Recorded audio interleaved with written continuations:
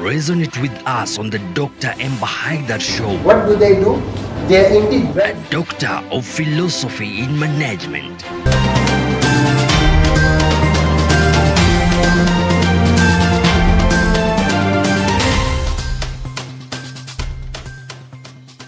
Karibu katika makala yetu Inside Politics, ambayo leo tutakuwa tunaangazia masuala tofauti ambayo yanasumbua jamii, vijana, wa mama na hata baba zetu. This is Chishes TV na uko na mimi Baba Yaga, na leo basi tunahisi furaha sana kujiunga na Governor anayewania ugavana Mombasa, Dr. Mohamed Bahaidar. Kama basi unavyoona kwenye screen yako, niko naye hapa, na leo tunataka tumuulize maswali mengi sana ambao atakuwa anatujibia moja baada ya nyingine. Ni mambo gani ama ni maswala gani ambao ataangazia katika serikali yake ili iweze kupush vijana mbele. Dr. mambo vipi? Asante baba, mzima. Karibu kabisa katika makala yetu Baba Yanga mwenyewe. Yeah. Tunajihisi vizuri sana leo kujumuika na wewe ili uweze kutueleza maneno mengi sana katika serikali yako. Ni vitu gani ambavyo umepanga kusaidia vijana? Mwanzo nashukuru kwa nafasi hii. Namba pili, nitakurekebisha, si serikali yangu. Okay. Ni yetu sote. Kabisa. Mimi ni mtumishi wala sio bosi. Kabisa. Lazima mwanzo tuelewe kwamba hichi kiti ni wadhifa mkubwa sana na umebeba jukumu kubwa sana. Ikiwa wewe kama baba utawaangusha watoto wako, basi watoto watakwenda wapi kulalamika? Kabisa. Bona. So matatizo tuna mingi, lakini kwa majina naitwa Dr. Mohamed Bahaidar. Mimi ni kijana na PhD katika masala Doctor of Philosophy in Management, na pia ni mchambuzi wa vitabu takriban 2000 katika masala research ya psychology na philosophy of life. Ndio nimepewa pia title sociologist. Ni kama an expert na shauri jamii kwa masala mingi na kibiashara pia. Mwandishi wa vitabu 5. Mimi ni kijana tatua at least takriban matatizo 1000. Na ni kijana mdogo 2019 niliopewa award kubwa Middle East North African Asia kwa kupeana suluhisho. Kwa hivyo kwa ufupi mimi ni hivyo, na kazi yangu kubwa ilikuwa ni kusaidia vijana, kusimama na vijana, kuona talanta zao tutazikuza vipi. Ndio kazi kusukuma sawa baba naye simama kama gavana. Vijana wameamua. Shukrani sana. Basi moja kwa moja mimi ningependa tuanze, na mimi swali langu la kwanza nilikuwa nataka kwanza utueleze who is a politician. Naam, hilo ni swala zuri, lakini sasa kuna vitu viwili ambao tumejikoroga sisi kama jamii. Politician tukisema kwa ufupi tutasema mwanasiasa. Ambao siasa ni kitu gani? Hii siasa ikiwa tutaifikiria ni kuwa haituathiri kimaisha, basi tutakuwa tumekwenda makosa. Kuna jamaa anaitwa Jose Musika ambao ndo sasa hivi anatumbulika ulimwengu mzima kwamba the most poorest president in Norway na ulimwengu mzima, Uruguay. So ni mtu ambao amejieka chini, ni rais, lakini yeye na wewe hamna tofauti. Sipitali mkenda kama ni Coast General mkiingia, yeye atapanga foleni kama wewe. Yeye na kionda chake azunguka kila mahali. Yeye na mke wake atakwenda restaurant atembee. Swala la muhimu ni kwa nini wanasiasa wasiwe kama hivyo? Kwa nini kupite magari 10, kupite mabodyguard 20 kwa wamlinda huyo mtu? Kwa nini hiyo? Kwa sababu siasa zinachukulia ni sisi siasa zetu. Ni kwamba mimi nitafaidika nini na watu wangu, kisha na nyinyi tutakatuwatenge tukanyagie. Sasa siasa zetu zimekuwa, sasa siasa zikatambulika kwamba bwana politician yote ni mtu mbaya. Ndio fikra za watu, kwa sababu ndio tumezoea hivyo. Lakini si kweli, kwa sababu kuna watu ambao waliokuwa mapolitician na wakafanya maendeleo katika jamii. Nadhani hilo ndio kwa ufupi ndio. Ushanijibu tayari swali langu. Sasa nimetoka kukuuliza who is a politician, na I want you to tell us who is a political leader. Kiongozi ni kitu gani? Sasa wajua kuna political leader na kiongozi. Okay, political leader ni kwamba wewe unapata cheo cha wadhifa kwamba mimi ni governor Mombasa. Lakini weza kwa wewe ni governor Mombasa lakini si kiongozi. Umeona? Hivi ni vitu viwili tofauti. Kiongozi kuna watu wamefasiri kwa tofauti. Kuna watu wanaosema kiongozi ni mtu yoyote ambaye anaweza shawishi jamii wakafanya maendeleo. Si kwamba lazima yeye ayafanye. Mfano nitakwambia, leo kuna kampuni nyingi ambazo zajitolea kimisaada kusaidia maskini, kulisha, kufanya tuwaona, sio? Sasa mimi kama kiongozi wa kaunti ya Mombasa, mimi nilikuwa nifanye nini? Mimi niungane na wanabiashara ili tufanye mengi zaidi ili jamii yetu ipate kufaidika. Mfano sisi tuna matatizo mengi, mojawapo ni matibabu na health system yetu. Lingine ni education system isokuwa na value. Sawa, maskuli ni mengi. Kila mitaa ukienda leo kuna skuli. Lakini sawa, amaliza skuli huenda wapi? Mwanzo ansoma nini?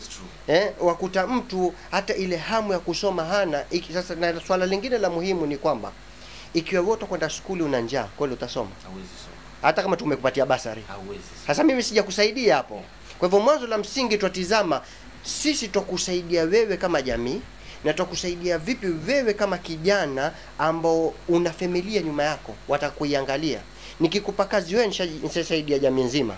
Kweli si kweli? Na familia yako yote tumesaidia. Kisha baada hapo sasa tutizame mifumo ya muhimu zaidi kama sasa vipi tutakuingiliza katika mambo matibabu yetu ambao utizama corona ilivyoumiza watu. Kuna watu wakuja na bili mpaka milioni 5. Waenda zito wapi milioni 5? Na mtu ashakufa na madaiwa. Sasa mwasema fadhila kae na maiti. Lakini sasa sisi kama serikali tufanya nini? Ili ni swala la msingi. Sasa kiongozi katika jamii ni yule uko chini anatizama matatizo yule chini kabisa, nitakutatulia vipi na nitakusaidia vipi. Naweza kwa mimi kama mimi siwezi kibinafsi.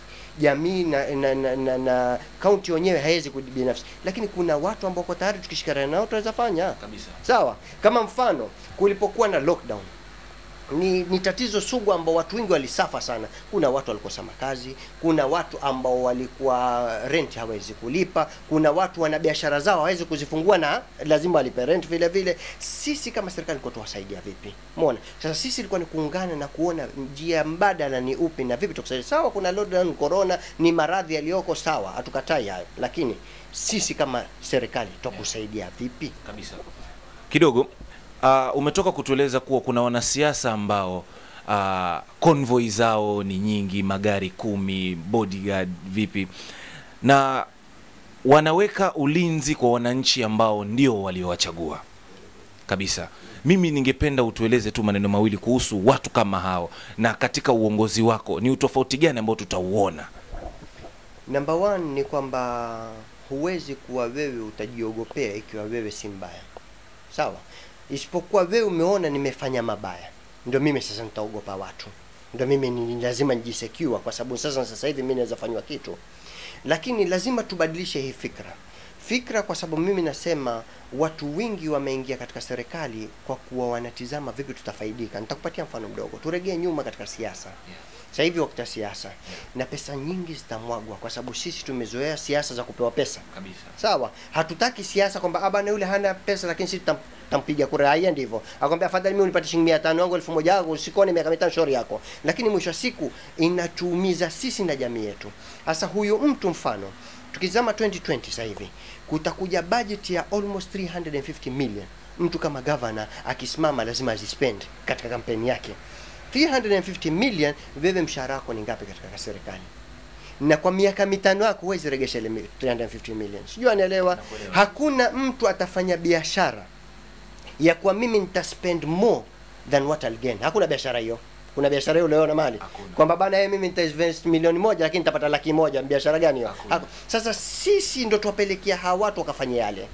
Lazima sisi tubadilike sisi na tuseme bwana hatutaki watu kama wale. Sasa yule kujisecure ni kwa sababu mimi shaiba mengi. Sasa mimi lazima nijikinge kwa sababu mimi nimeingia pale na mimi napata hasara. Lazima niregeshe pesa zangu. Kwa hivyo kuregesha pesa zangu hata kama ni njia si halali utafanya. Umeona? Lakini si kwamba ndio sawa. Kwa hivyo sisi lazima tutizame mfumo mwanzo wa kampeni yetu kabla kuingia ndani ya serikali. Ndio yule sasa hata akitembea barabarani hutomfanya kitu kwa sababu nini? Bwana kiongozi tena in fact jamii ndio itakaokutetea wewe. Jamii ndio itakaoprotect wewe kwa sababu ni wetu, antufanyia, tumeona. Na sasa kuna ile roho wewe tizama kina mama wangapi wameweza kuappreciate kwa jambo dogo tu. Jambo kama gani? Mfano mimi bwana yule mashallah anisomesha mtoto wangu bwana. Yaani lile tu ni fadhila kubwa, ona wewe mfanyia jambo kubwa. Na ni jambo dogo tu ambapo basari zatolewa na serikali. Lakini tutasaidia wangapi? Kabisa. Na tutafanya vipi? Na tutawapatia watoto wetu wangapi katika makazi? Kabisa. Kwa hivyo kuna mambo mengi ya kuzungumza. Kabisa. Basi moja kwa moja kwanza twende kwa vijana. Umepangia vijana nini? Na nikiongelea vijana ni vijana tofauti sababu tukiangalia Mombasa kuna takriban tuseme vijana 5,000 ambao wengi hawana kazi. Wengi ndio wametoka shule wanatafuta kazi kazi, hakuna upenyo wa kupata kazi, unaona. So we ni mpango gani ambao umepanga kufanya vijana kwanza wajijue na wawe na maono ya kwenda mbali? Na number one, mimi nataka kuanzisha mfumo tofauti na tulionao. La kwanza, lengo langu la kwanza kabisa ni soko letu. Ona, sisi Kongowea pale tuna soko moja, lakini lengo letu ni tuwe na masoko 6 katika 6 constituency, ambao masoko haya yatakuwa mali ikiingia, kama ni viazi vimeingia, basi viazi vile kama county sisi tutakuwa jukumu tuhakikishe tumesupply kila mahali, ili price utakoipata Likoni sasa utakoipata Kongowea, controlling price. Hilo la kwanza. La pili, iwe si soko tu enda nunua viazi na ndizi na maembe na nini, la, iwe ni soko kwamba mimi nina bidhaa yangu yoyote naweza kupata nafasi pale na mimi nikauza.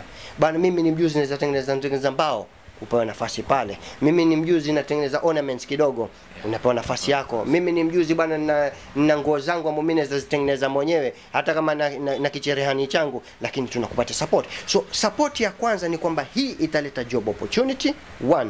2 ni kwamba waliokuwa wanyonge watafaidika. Kwa sasa bali ya mimi vyakula kununua kilo moja ya viazi shilingi 50, nitaipata ile kilo moja ya viazi ya shilingi 30 inaopata sokoni, nitaipata Talikoni, nitaipata Changamwe, nitaipata Jomvu, nitapata kila mahali. Kwa hivyo hilo ndo lengo la kwanza. La pili, tatizo kubwa na sugu linalotuaffect sisi ni maji ya chumvi.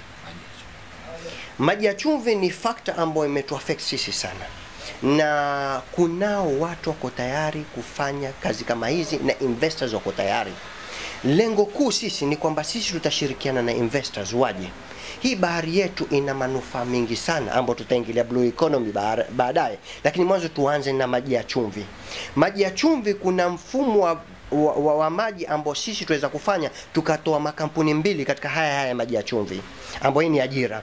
Kampuni ya kwanza ni maji yale ukiyachukua ukiyatokota yale maji ruka na kika evaporate, ukishachemsha yale maji sana peperuka, yakitoka yale maji yanakuwa fresh na kingwa mahali huku chini kumbakia chumvi. Hii chumvi inakuwa ni biashara kuuza chumvi, na yale maji yakitoka ni maji fresh, tuna supply maji fresh. Hilo la kwanza. La pili, kuna mfumo mzima wa whereby takataka tutafanya recycling process, whereby wewe karatasi ni hii ambayo umeitupa, lakini karatasi hii tuweza kuifanya kama mpya, mpaka maji ikawa tuweza kuyabadilisha tukawafanya yakawa fresh tena. Kuna vyuma tukawa scrap lakini tukavitengeneza. Kuna process nyingi ambazo tuweza kuzibadilisha kitu ambacho kilikuwa duni tamani kikatengenezeka kama kitu cha maana na cha uzika tena kabisa. So hilo la pili. La tatu, tuzungumzie mfumo mzima wa blue economy. Blue economy ni swala zima ambao wavuvi wengi leo wamelalamika kwa hawana support yote na serikali. Na blue economy kuna pesa maalumu, budget ambao sisi tumeallocatiwa, na sisi twafaa kuwasaidia hawa watu wa chini kabisa, kwamba mimi ni mnyonge na tatizika sijui nifanye nini, wewe utamsupport vipi ule, hata kama mtakuwa amechukua kama loan kisha baadaye mtaregeshiana, haina neno kutengeneza pesa yake. Kuna mfumo nataka nieleze, Japani kuna visiwa ambao vinawafaidi wao, si bahari, visiwa ambao Japani wameweza kutengeneza kwa mwaka milioni $60 kwa kupitia samaki tu, kupitia visiwa. Sisi tuna Indian Ocean, sisi tunafaa kutengeneza pesa ngapi jamani? Zaidi sana. Sasa vipi mtatuambia sisi wana Mombasa hatuna kazi? Ila ubunifu wa kutengeneza kazi ndo hakuna, kwa sababu hakuna support. Sisi kama serikali tulikuwa tutoa support. Wewe waje na fikra yako, kutakuwa na dedicated plan ya kila mwaka. Sisi tunataka kugather watu na kutakuwa na competition ya kuwa sisi tunataka maono ya watu waliokuwa na fikra za biashara. Kuna mpaka fish farming tunaweza fanya, kuna poetry tunaweza fanya. Sasa wewe njooni na biashara zenu, fikra zenu, njoo bana, mimi nafikiria, mimi nataka kujenga nyumba hewani. Ni fikra yako, sawa? Yaingiliana, tunafanya feasibility study, yawezekana, sawa, tutafanya hivyo. Tujue vipi tutakusaidia wewe, vipi tutakusupport financially, lakini hatukupi pesa tu. Ni unkuja na ile fikra yako, fikra ni yako, wewe unapata percentage ya ile biashara yako, na sisi kama serikali tunabakia na percentage fulani. Kwa hivyo itakuwa ni ushirika baina sisi na nyinyi, lakini ushirika wenyewe hatukuati wewe kila kitu. Kwa sababu kuna watu wengi bana, mimi nikipata milioni 1 nitafanya, lakini wewe hujawahi kupata milioni 1. Ile milioni 1 itakwisha kabla haijaanza. Ushafahamu? Kwa hivyo sisi tutakuwa tukumwekea mikakati ya vipi kufundisha vipi biashara kuiendesha. Tutakupatia mikakati hizi pesa zafanywa vipi na zinazalishwa vipi hizi pesa. Tutakupatia mikakati ya vipi kutengeneza pesa ziwe zitakuwa zaidi. Tutakupatia mikakati hii biashara yako vipi itaunuka na iwe kubwa zaidi. Kwa hivyo kutakuwa na mikakati mingi ambayo sisi sasa kila alokuwa na fikra yake tunatizama fikra baseless 10 kila mwaka. Hii ni biashara nzuri ambayo biashara ni kubwa ambayo zitakazaidia na tandika watu kazi. Kabisa. Kwa hivyo nadhani hapo tuko sawa. Hapo ushanijibu kabisa. So swali lingine ambalo ningependa utujibie. Mombasa tuko na street kids wengi sana. Tukiangalia hata sehemu ya Makadara ground pale kuna wengine hawana makao, pale ndio sehemu yao ya kujituliza. So wewe una mpango gani kwa wale street kids ambao wako pale, na sio watoto tu peke yake, kuna wengine wako paka na wazazi wao pale. Una mpango gani na hawa? Number 1 mimi nitasema kuwaondoa hawa ni makosa. Mtu ukitizama maisha yake yote ndo anzaliwa hapa, pajua hapa, hajui kwingine.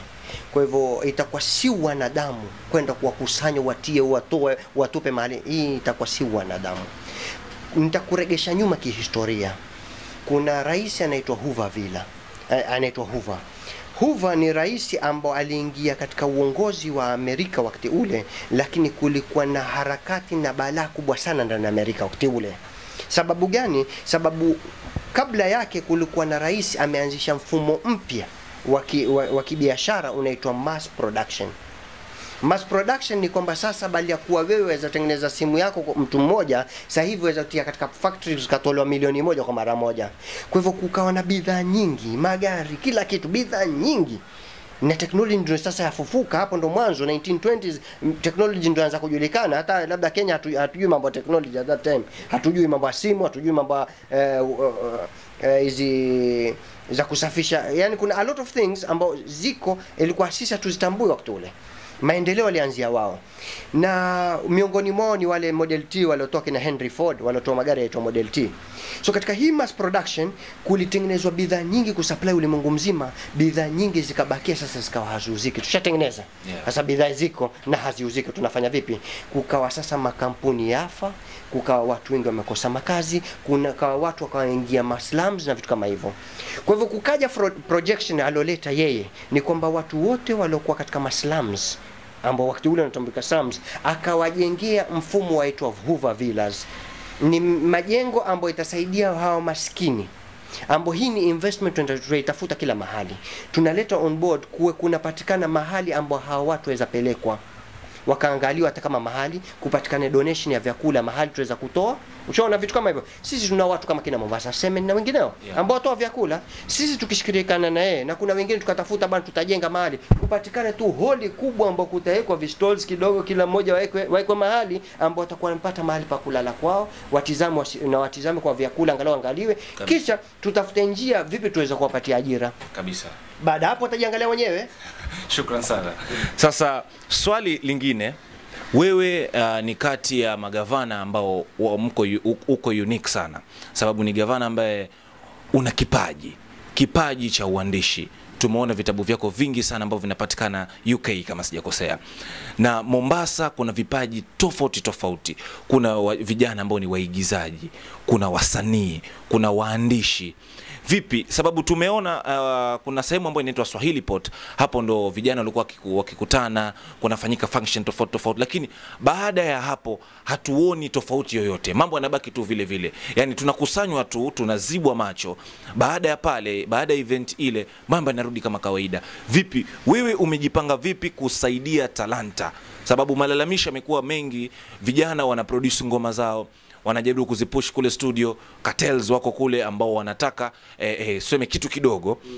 Vijana wametayarisha filamu nzuri kabisa, ukiangalia kila kitu kiko vizuri, production kiko vizuri, visual zote ziko vizuri, lakini after that wanabaki tu na filamu kwenye simu. Wewe una mpango gani na hapo? Na hapo umezungumza swala muhimu sana, hiyo inaitwa the orange economy, ambao mimi ni miongoni mwa watu wa kwanza ambao nilikampenia sana ndani ya Mombasa hii. Nikakusanya vijana wengi, nikaanzisha concept inaitwa Cheka na Dr. B kama vile Churchill Show, lakini ikawa watu wamepewa platform ndani ya hoteli, wanatoa uchekeshaji wao, wanatoa ngoma zao, wanafanya dancing zao. Nini ni kukuza zile tandaza sana, kupeana publicity. So mimi narejea tena kwa kusema haya ni mambo madogo madogo ambao ni fikra watu hawana. Ona, mimi nitakwambia sisi lengo letu kuu ni kuwa na channel zetu wenyewe. Kama Mombasa, nikuulize swala, kwa nini channel zote zilio kubwa zina habari zile zile tu? Hujajiuliza hilo swala? Kwa sababu yule ndo yule anaotoa habari ile ile. Sijui anaelewa? Okay. Lakini sisi tukianzisha mfumo kwa sisi tunataka sasa tuyazungumze ya Mombasa, ni kwamba sisi tayari tuna ward 30 na katika ward 30 hatuwezi kutoa habari. Tunaweza kutoa habari. Sasa kwa nini sisi tusiwe na habari zetu? Tunaweza kutoa paka watangazaji. Sijui anaelewa. Kwa hivyo tukianzisha channel yetu ya radio, channel yetu ya TV, channel yetu blogs zetu, tupatikane newspaper zetu, kila kitu chetu wenyewe, ile ni ajira kwa vijana. La kwanza, ndani ya TV yetu kumbuka utakuwa si habari tu. Si watu watatangaza movie. Vijana wetu si wanao wanatoa movie zao. Tuwa promote sisi, tutarekodi movie zao, tutazionyesha, tunajenga publicity. Lengo letu kuu ni ifike wakati na studio itakuwa toa ngoma zao, walikuwa Waislamu watatoa Qur'an, watatoa nashid, kila mmoja atakajipanga, lakini itakuwa hii ni bure kwa kijana wote. Tunaona talanta lazima, lakini kutakuwa na vetting process, kutatizama katika audition vipi nani ana perform vizuri, anatizama basi tutakuchukua wewe, na tutakuwa tuendelea tukichukua watu zaidi.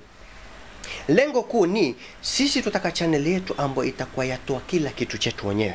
Kuanzia movie zetu wenyewe, talk show zetu wenyewe, debate zetu wenyewe, kila kitu chetu wenyewe, mpaka tukiamua sasa tunataka kuingia National Geography yetu wenyewe, pia tuweza kufika tukaangalia National Geography kwa kuna wanyama tuwapiga picha na vitu kama hivyo. So all this inatupatia mileage number 1 kwa kuna watu watakuwa wanapata ajira hapo. Hilo la kwanza. La pili, agenda yetu kuu ambayo mimi ni lengo langu nikiingia inshallah kama governor, mimi nina vitabu 5 viko ndani ya Amerika na UK. Vitabu vangu mimi nataka kuvifasiri, nataka kuvitranslate into a movie sasa. Inaitwa book to screen concept. Whereby sasa sisi movie zetu tutaka tuwe in international level. Lengo mimi nataka hawa watu wa Mombasa, kwani hakuna talanta zipo. Sasa sisi tukuuze, tunataka tutafute kama ni director, hata kama ni Amerika, sio ndo mzuri, njoo tufanyie, tukuuzie hawa. Na sasa tunataka kujenga hawa watu wetu madirector 10 wa chini yake. Hawa madirector 10 watasoma kwa huyu mmoja kabisa. Akiondoka yeye sasa hawa si washajua na producer si sasa hawa wote sisi ni mikakati kama serikali tutaleta iwe tutafanya mambo kama haya kutoke movie mwanzo. Kutakuwa na international aspect ya kwa vijana wetu wamefika, wameingia Netflix, wameingia Hollywood, wameingia sehemu tofauti, kisha slowly sisi tunaona na sisi tutakuwa tuingia sisi vipi kama Kenya, tuwe na program zetu na movie zetu zitakuwa zitambulika ulimwengu mzima, nyimbo zetu zitakuwa zitambulika ulimwengu mzima. Apart from that, wajua kuuza mtu ni kujishabihisha na mtu ambaye anajulikana. Kuna watu ambao ni waimbaji wanataka kukuuzwa, kuna waimbaji wengi ambao ni maarufu hapa Kenya. Kwa nini usimtukue ile maarufu na huyu asiojulikana uwaekee pamoja, ile mileage itampa atakuwa amejulikana kabisa. Na mbali na hapo kuna sports industry. Sports ni kwamba mimi nina lengo kuu sasa hivi na ninapanga mikakati kuanzisha mechi ya Mombasa nzima ambayo haijafanywa kabla. Mechi hii lengo letu itakuwa kila baada muda itafanyika, lakini kwa sasa sisi kabla ya kampeni tutaka tuifanye sasa kabisa. Tutengeneze timu tofauti ambao kila constituency itoe timu moja, elimisha vijana pamoja. Tupate timu 6, kisha yule wa kwanza atakuwa amepata. Kisha sisi tunataka kuanzisha mfumo wa kwa sasa hao wapate ajira katika sports. Itakuwa si football tu, lakini kupatia mfano wa football. Mfano wa football ni kwamba sasa atakapokuwa sisi tuna timu yetu ya Mombasa kama Mombasa, sisi hii Mombasa itakuwa fully funded by wanabiashara, kwa sababu wanabiashara wana CSR nyingi. Lakini watakuwa wanataka sponsorship pia. Sisi tutawatumia hawa vijana na wasanii na watu katika sports, watakuwa ndo brand ambassador wetu. Kwa hivyo watakuwa pata kazi, atakuwa auza kampuni na serikali itakuwa imemsupport yule kijana kupata kazi. Na kutakuwa na dedicated salary ya kila mwezi. Kama wewe ni mchezaji mpira bwana, hata kama wewe una 10,000 yako, 15,000, 20,000 kila mwezi, wewe cheza mpira tu, lakini mshahara unao. Lakini haimaliziki hapo, kuna triathlon, kuna mambo mengi ambapo mimi kwa miaka 5 siwezi kuyamaliza yote. Labda na miaka 10 mingine nifanye mengine. Inshallah Mungu akituwezesha. Sawa. Mombasa inajulikana kama ngome ya chama cha ODM. Lakini wewe Dokta umekuja na chama cha UDA. Unalionaje hili swala? Sababu watu wengi sana wa Mombasa wamejiingiza kwa ODM. Wewe umekuja na UDA. ni vipi? Mbona kwa nini haukutaka kwenda na mfumo wa watu wa Mombasa ukaamua acha mimi ndio? Ni kitu gani ambacho uliona? Sababu tunajua wengi wetu tunajua kwa wanasiasa wengi wanaifanya, Kiingereza tunasema doing it for clout. Yes. Unaona? Wanaingia kule sababu faida zipo mbeleni, ama wanaingia kule sababu donge wanalopata ni nono. Hebu tueleze. La kwanza, mimi nimependa sera za Hustler Nation, which is what we call bottom up approach. Ambo hii concept ni nzuri kwamba lengo letu kuu ni kumsaidia yule mnyonge. Kila mmoja akiingia pale atizama mimi nitamsaidia yupi alokuwa anaojeza, lakini huyo mnyonge hato kando. Kwa hivyo hilo la kwanza. La pili, nadhani kuna makosa hapo unavyofikiria wewe. ODM sasa hivi tunavyozungumza, the most registered voters in Mombasa County ni UDA. Na kaunti ya Mombasa ndio imechukua namba 1 katika Kenya nzima with 40% registered voters. Kwa hivyo wana Mombasa wengi sana ni UDA. Maneno yamebadilika. We have changed the narrative. Kwa hivyo sisi tuko katika mrengo wa sawa. Sisi ni vijana wasema tunataka wewe uwe ndio kiongozi wetu na wewe uwe katika UDA. Si maamuzi yangu. Naam. Tumeona kuwa mpinzani ama niseme muaniaji mwenzako Dr. Abdul Swahmad, kama sijakosea, ndo ambaye sasa hivi anafahamika sana. Nadhani kijiti kinapokezwa kutoka kwa gavana ambaye yupo sasa hivi, ni kama anajaribu kumpokeza ambaye ni mbunge wa Mvita sasa hivi. Vipi upinzani unauonaje? Nitakwambia leo kuna watu wengi hawataki kupiga kura. Unajua sababu gani? Sijajua. Kwa sababu watu wanachoka. Kwa sababu sisi tutakwenda tukapiga kura. Baada hapo miaka 10 hakuna kitu tumefaidika. Mambo ni yale yale. Sasa kuna watu wengi hawatopiga kura, si kwa sababu hakuna kiongozi, ni kwa sababu wamechoka.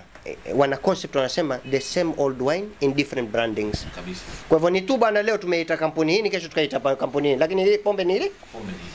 Sasa sisi watu wamenishajiisha na kuwa bwana, sisi tunataka kitu kipya kisokuwa na dosari. Ikiwa hawa wote tushawaona wamfanya nini? Kazi yao nishaona. Wewe hatuja kuona. Sisi tuko tayari tukupe miaka 5 tuoneshe kama waweza kufanya ama huwezi kufanya. Kwa hivyo mimi sioni kama kuna upinzani hapo. Shukrani sana. Umesema unataka upewe tu miaka 5 uonyeshe kazi ambayo utaifanya. Kisha mimi nitakwambia jambo moja, Baba Yaga. Nitakwambia kitu kimoja. Kwa nini sisi baada ya miaka 5 tutapiga kampeni? Ushajiuliza swali hilo? Nataka utuambie. Ikiwa wewe ushafanya na watu washakukubali, ya kazi gani ufanye kampeni? Unaendeleza tu. Sijui anaelewa, wataguliwa bila kupiga kampeni. Hasa na ndio sera yetu. Kabisa. Ikiwa nyinyi mtaona miaka 5 ninafanya nini, basi mimi sina haja tena kupiga kampeni. Nyinyi mtanichagua wenyewe. Sasa mimi nataka tu nikuulize swali moja. Naam. Siku 100 za kwanza za uongozi wako, ni vitu gani ambavyo utabadilisha ndani ya Mombasa? Naam, hilo ni swala zuri, lakini ukitizama mambo ni mengi.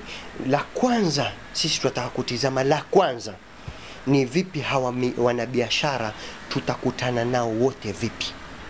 I'm talking of the SMEs. Yeah. Hawa wanabiashara wadogo na middle class. Achana na wale wakubwa mwanzo. Tuanza nao wadogo. Na sisi kama serikali tushirikiane na nyinyi na tutawasaidia vipi kuwaunua. Ikiwa watu tuweza kufanya na tukaamua bwana mgoka tukatoa taxes, wale kuna wengine ambao viazi vya na bei kwa sababu ya hii sessions. Sasa sisi tufanye vipi? Sasa sisi lengo letu ni kwamba tuzama, la kwanza mimi nataka kutizama vipi tuweza punguza ushuru wa vyakula vyetu. Hilo la kwanza. Lishe bora. Mwanzo iwe yule mnyonge za kununua kile chakula, hilo ndio muhimu kwangu mimi. Hilo la kwanza. La pili, tutizame sasa baada hapo ajira twazipata vipi. Ikiwa mimi nitakusupport biashara, kumaanisha wewe utaweza kuandika watu kazi. Lakini mimi nikikugandamiza kama kibiashara, kisha tutafanya vipi? Hatuwezi tukafaulu. Kwa hivyo sisi lengo la kwanza mwanzo ni hawa tutawapatia vipi kazi. Kisha la pili, tuzungumzie ma-investor ambao mimi lengo langu kuu ni ma-investor wangapi tutataka tuwalete hapo, ambao hiyo pia ni ajira. Kisha sasa tuzungumzie swala la maji, ambao kisha baada ya maji yani hii ni process ambao haiwezi kuwa tutamaliza kwa siku 100. Lakini la kwanza mwanzo mimi la kwanza ni hao biashara ambao wako tayari wafanya biashara zao, lakini kidogo watatizika, wana tabu zao. Lingine ambao mimi lengo langu la kwanza ni mimi kuallocate budget wa MCA. Siku zote alikuwa kilalamika Sisi tumechaguliwa, lakini sisi hatuna nguvu yote ndani ya serikali. Kwa hivyo sisi tunataka kusaidiana wewe na MCA, tukupe dedicated budget kutokana na budget ya serikali ya county, kwamba wewe hii ni yako, ikiwa ni milioni 20, ikiwa ni ngapi kwa mwaka, tuone kila ward tumeweka a dedicated budget ya kwa wewe sasa una matatizo gani ndani ya ward yako. Bwana sisi drainage system yatusumbua, sisi tuzame tutafanya vipi? Bwana sisi maji ndio yatusumbua, tuone tutafanya nini? Kwa hivyo kila lile tatizo lilioko sisi tutakotushaika budget, lakini hatukupi ile pesa. Ni watuambie wewe matatizo yako, sisi tunafanya na wewe. Kwa sababu kuna watu wengi washapewa pesa lakini hakuna kitu imefanywa. In fact zile pesa za tuenda na banki zitengeneze interest baada ya miaka 5 ndio jamaa kuja oya najengea skuli. Sasa wewe siku zote ulikuwa wapi na pesa za CDF ulikuwa mpewa? Wacha tukuulize swali lingine ambalo lina affect sana kwanza siasa ya Pwani. Nisiseme Pwani tu, pia national kwa ujumla. Siasa za matusi. Tunajua kuwa mwanasiasa anafaa awe disciplined na pia lugha yake iwe sanifu, lakini najua wewe mwenyewe tayari ushaona kuna wanasiasa ambao kuna siasa za matusi za kurushiana cheche. Unaongelea vipi ile swala? Mimi nitakwambia jambo moja. Niambie mawili. Wanamsemo wasema debe tupu. Sasa wajua siku zote yule anaofanya matusi na kutukana watu ni kwamba yeye hana yake ya kuzungumza. Kwa hivyo mimi bora nitizame mimi makosa yako nikupake mavi bwana, wewe baba yaga afanya 1 2 3 bwana, muone ili watu bwana kweli amfanya na wewe sasa tuzame yako, yani haoni kundulie sio. Sasa swala la muhimu ni wewe una agenda, na sisi tukiwa tutapiga kelele basi anamtukana nani tukaona basi huyu ndo mtu ndo mwanasiasa, basi tumefeli kisiasa. Sisi tunaambia tutaki kujua kuhusu huyo, wewe watufanyia nini? Na ndo mimi sizungumzi hapa nikasema bwana nani, mimi nazungumza mimi kama mimi nitafanya nini kwa jamii yetu ya Mombasa. Okay. Shukran sana kwa kunijibia swali langu vizuri. Lakini niko na swali jingine hapa ambalo limekuwa likisumbua sana Mombasa. Hivi majuzi kuna visa vingi ambavyo vimetokea vya vijana kutekwa. Unapata kijana, kama kuna kisa tulisikia kijana alikuwa ametoka kuswali, kufika njiani akatekwa na watu wasiojulikana, ila madai ambayo yanakuja ni kuwa ni polisi wanateka hawa vijana, wanasema kuwa wanajihusisha na kesi za ugaidi. Swali kubwa lilikuwa ni kwa nini mnamteka mtu kabla ya kumshtaki? Na tulitarajia maybe tutaona wanasiasa ama watu wa haki za kibinadamu, unaona, pia expect pia gavana wetu wa Mombasa aongelelee hilo swala. Lakini nina imani kubwa sana kuwa mipango yako mambo kama haya pia umewekea msingi. Ni vitu gani ambavyo vitafanya mambo kama haya madogo mara vijana wametekwa nyara anatolewa baada ya miezi ya kuhesabu, tu eradicate hivi vitu? Ni mipango gani ambayo uko nayo? Namba 1 hilo ni swala la muhimu ambao sisi tulikuwa tulingania ni security.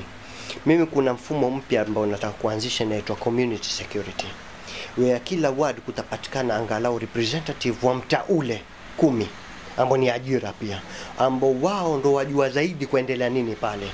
Sasa kukiwa na uhalifu wote kuna sheria, si kwamba ati hakuna sheria, kuna sheria. Wewe umefanya makosa, kama kuna njia ya kufungwa utafungwa, kama una njia kama upelekwa kotini utapelekwa kotini. Lakini sisi kama governor mimi Mombasa, mimi lazima nichukue juhudi ya kutizama mwanzo haya matatizo yako wapi.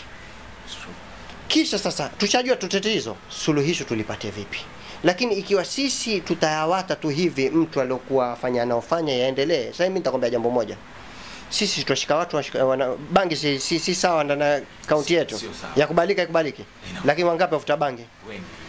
Cha kushangaza ni kuwa paka karatasi zinazotumika kutengeza bangi zinauzwa madukani. Sijui anaelewa. Kisha mbali na hapo aweza kuwa yule askari ambaye kushike wewe, yeye pia avuta na wewe. Kisha baadaye ikiwa ana njaa sana aje kushike.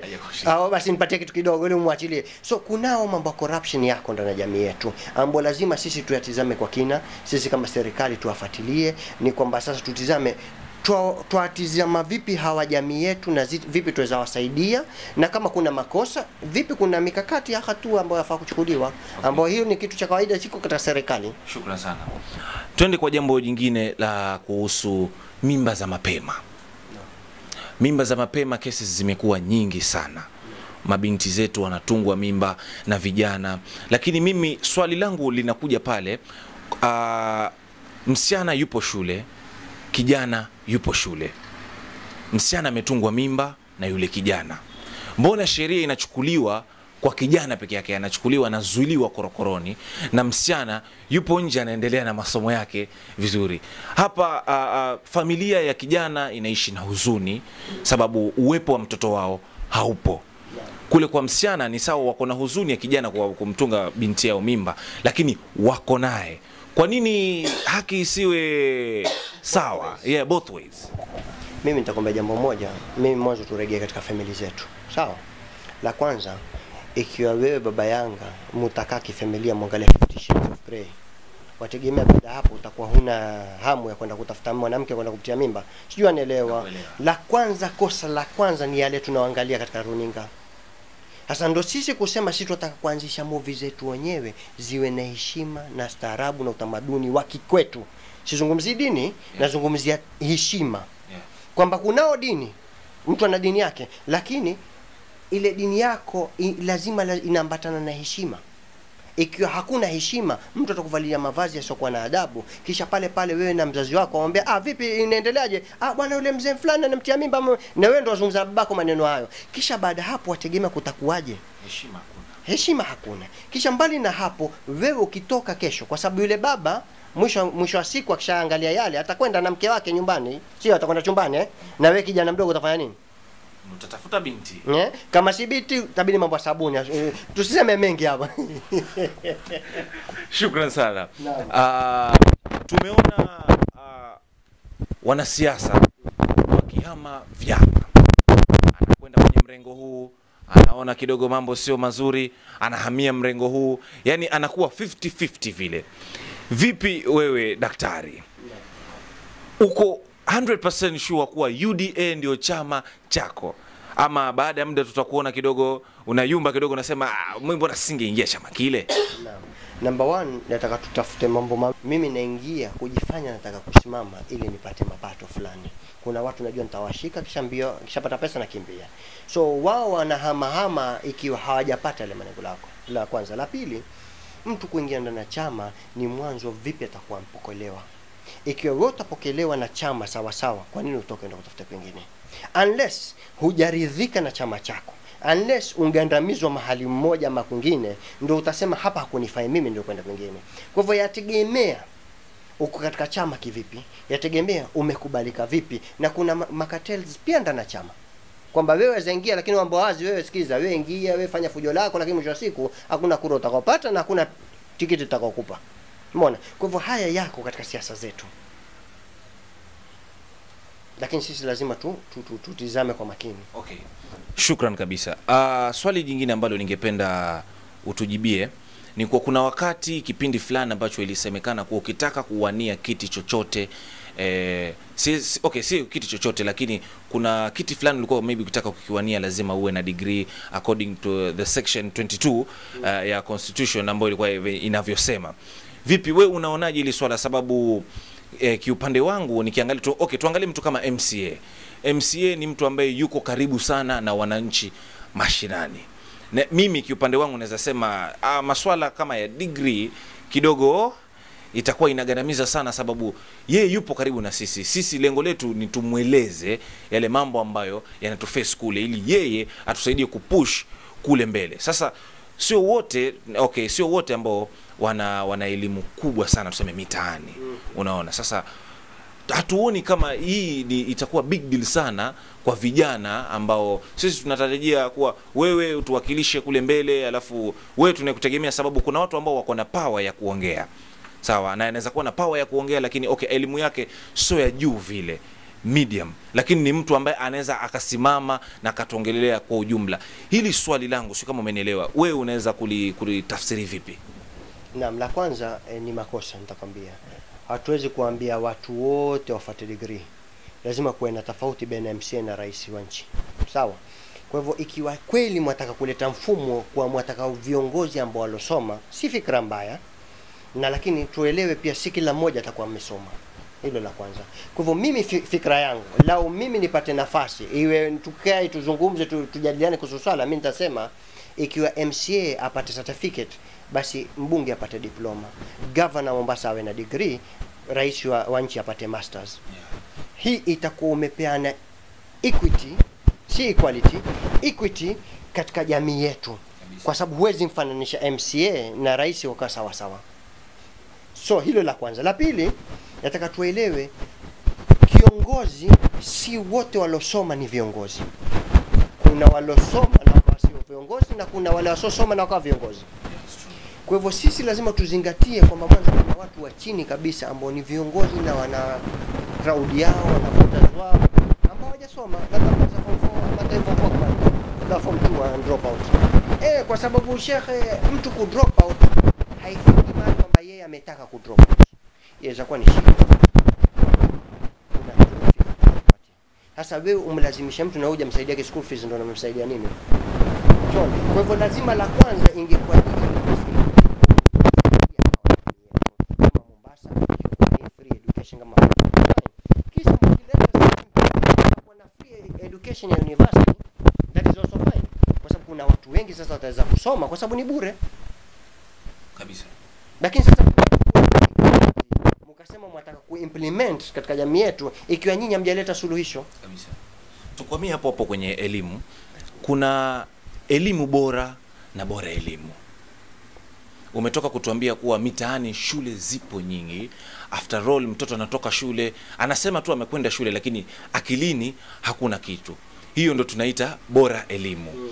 Elimu bora ni ile kwanza shule ipo katika misingi mizuri, management ya shule ipo vizuri, na wanafunzi ni kweli kabisa unaona alama zao ni nzuri kabisa.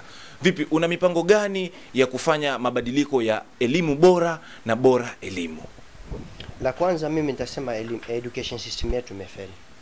Kivipi imefeli? Ukitizama mtazamo wa education inatokana na neno educo. Educo manake ni Kilatini ambayo kwa Kizungu ni edus, ni kutoa vipaji. Kwa hivyo neno msingi la kwa hii elimu ilikuwa imeumbwa kutoa vipaji vya watu. Lakini sasa nataka tuelewe vipaji viko aina mbili. Kuna academics ambao ndio masomo, na kuna knowledge ambao hata wewe ukiwa carpenter ni msomaji. Sasa swala la msingi ni haya mashule yetu ilikuwa tunataka kuyaboresha kwa hakutopatikana tu academics, but kutapatikana knowledge in it. Ushafahamu kivipi? Leo sisi tunataka ukiingia shule, ikiwa wewe talanta yako ni painting, basi sisi tutakuuza painting tangu ukiwa chini. Primary yako mpaka high school tutakuuza. Hii ndio itakuwa biashara yako. Ikiwa wewe bwana ni carpenter, sisi tutakuuza na carpentry mpaka utakapomaliza nini, hata kama wasoma ile academics, lakini muhimu tu mpate ile certificate na mwisho wa siku unafanya shughuli zako. Kwa hivyo sisi tutakuwa tumekuandaa, tumekuprepare ili baada ya masomo ni nini, utafanya nini. Lakini sisi ikiwa tutafocus only on academics, then we have a problem. Sasa tukija katika swala la academics, there must be an incentive plan of our schools. Hizi skuli ziko nyingi, lakini walimu waja skuli anchoka yeye mwenyewe. Sasa atakufundisha nini? Hakuna. Anchoka kabisa, na hasira, shaka na frustrations za nyumbani, shaka atakufundisha nini? Hajalipo miezi mitatu, yuko na njaa ya kufundisha wewe. Kwa hivyo lazima mabadiliko yapatikane ya kuwa sasa sisi tuwaangalia vipi, tuanza na walimu. Kutakuwa na vetting process. Huyu mwalimu je, wafaa ama ni basi tu ankuja kwa sababu miaka 10 afundisha lakini hana anafuna watu akisimama pale watoto wanalala. So it's not about experience. It's not about experience. It's about impact yako kwa wale wanafunzi ni nini. Je, yule mtoto akitoka pale ansoma kitu? Ama ili mradi tu unkuja na ukaenda zako nyumbani? Ndio hiyo bora elimu. Ndio bora elimu. Sasa hapa kuna process nyingi ambazo sisi tunataka tuzifanyie kimikakati mpaka tutakapoyarekebisha tu yaeke sawa. Okay. Shukran sana. Bado tuko hapo kwa elimu. Tunaona vijana wengi sana, watoto wa shule wanajiingiza katika dawa za kulevya. Sana. Na wengi wao kama nilivyokuambia vijana ambao wapo shule, sio wasichana, sio wavulana. Ni mipango gani ambayo umeweka kushauri vijana walioko mashule na hata wengine ambao wako pale nje kuhusu utumizi wa madawa ya kulevya? Number 1, kuna civic education ambayo yafaa kufanywa, inawe watu wajue madhara ya substance abuse. Mbali na hapo nitakuwa kitu kimoja, mtu haifiki wakati mpaka ukawa drugs. Wamke tu asubuhi ataka drugs, haingia kilini, sio? Kuna mambo mawili yanatokezea. Either kuna mtu amekuinfluence, kwa hivyo rafiki gani unatembea naye, ama mimi nina dhiki nyingi kiasi sijui nazipeleka wapi. Mambo mawili tu, hakuna zaidi hapo. Sasa sisi ikiwa wewe zile dhiki zapatikana vipi, ni mfumo wa kwa wewe unsoma huna kazi, unkaa vibarazani. kila unapojaribu, kila mmoja akwambia bana mpaka uje na degree ndio usome. Na kama una degree yako akwambia bana sisi tunataka experience miaka 3 au 5. Na umetoka shule juzi. Na watoka shule juzi. Sasa huyu atakofanya kazi ni nani? Kila mmoja aliyotoka shule ambao awe na experience, na wewe hutaki kumpa nafasi ya experience. So haya mambo lazima tuatackle kwa undani zaidi ya kwa vipi sisi tuwashajisha mpaka wana kampuni.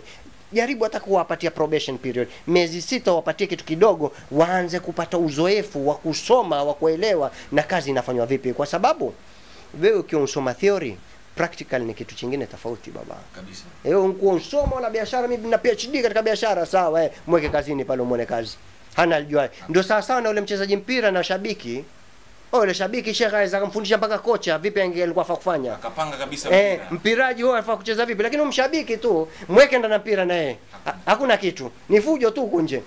Sasa lazima sisi tuelewe haya mikakati tuapanga vipi, na hakuwezi kupangwa haya mikakati ikiwa hakuna mtu alokuwa na fikra ya ubunifu. Kabisa. Na masomo yetu yametuua kiubunifu. Wewe tazama mtoto mdogo anapenda masimu, utamwona mashallah mtoto mdogo miaka 5 lakini simu anavyo-operate. Mtu mkubwa haezi, mzee ashindwa mpaka mpate mtoto wake, bwana hebu nifanyie kitu fulani. Mtoto ana ujuzi ule. Kwa nini si mtu mkuuze? Wajua ndani ya China katika masomo mtoto miaka 10 aweza kutengeneza simu. Kwa nini tusiwe na fikra hizo? Kwamba tunakukuuza kwa pale wewe unapopapenda, kadri uwezo wako. Ndio pale Albert Einstein anaposema ikiwa tutatengeneza tutukua wanyama wote tuambie bwana tutawapa mitihani, kisha tumwambie na samaki panda mti, basi samaki siku zote atajiona mjinga. Lakini daktari, kulingana na unavyosema na maisha halisi, sababu nakumbuka mimi wakati bado nikiwa mdogo nilikuwa napenda sana mpira. Nikitoka shule hata sijavua nguo za shule na kwenda tayari kiwanjani nacheza mpira. Mzazi alikuwa anatuchapa sana.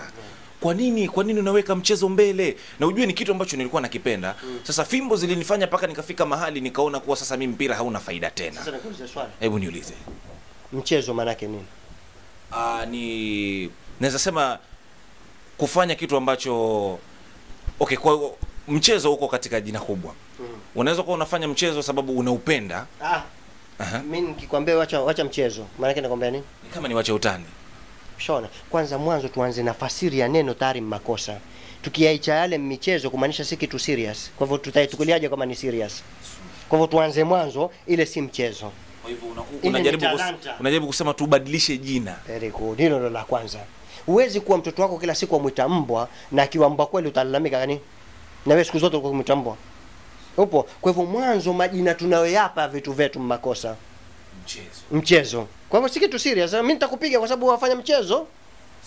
Lakini ikiwa kitu ni talanta, sisi sasa tutakuikuza hivyo kwamba kila skuli kupatikane timu ambayo sisi tuweza kuzisponsor kama county government, iwe wewe ile ndio inaweza kwa kari yako tukakujenga mpaka ifike wakati tutoe katika county ya Mombasa tuna best team tuweza kupeleka mpaka nje, hata kama siku moja bwana nenda mkacheze na Manchester, hata kama ni utani tu, lakini mumfika jamaa tungwe na Manchester kidogo inaonyesha morali, ile morali mtu. Lakini sasa mtu ukitazama huyu babu yangu alikuwa mchezaji mpira yuko hapa hana kazi, babangu alikuwa mcheza mpira hana kazi, na wewe mwenyewe ndo sasa utashika mpira wapi? Kabisa. Dokta, kwanza hicho ndio kitu ambacho kinapoteza sana vijana moyo, sababu tunapewa mifano kule mitaani ya watu ambao walijaribu sana.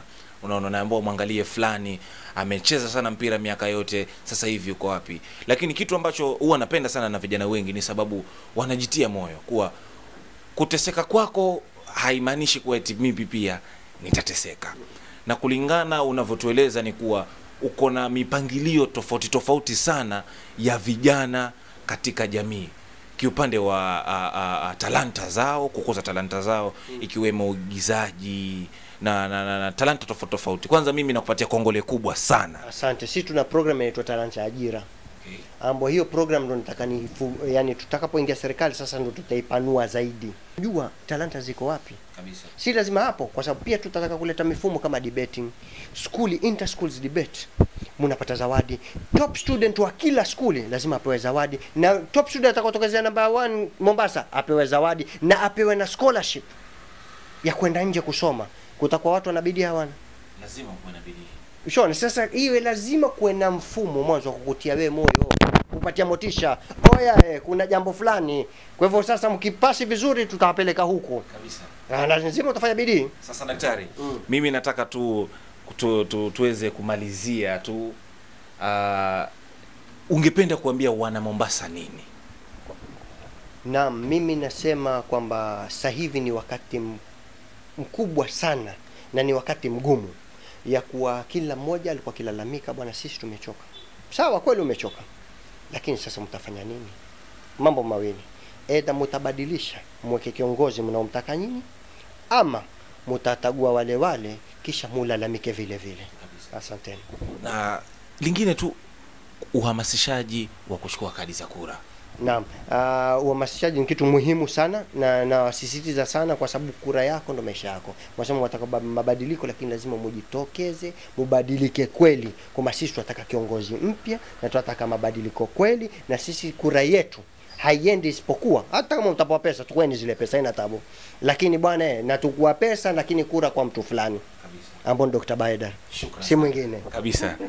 That has been our time kwenye kipindi chetu cha Inside Politics. Umekuwa na mimi Baba Yaga, nikiwa leo nimejumuika na anawania ugavana kaunti ya Mombasa 001 Dr. Mohamed Bahaidar. That has been my time.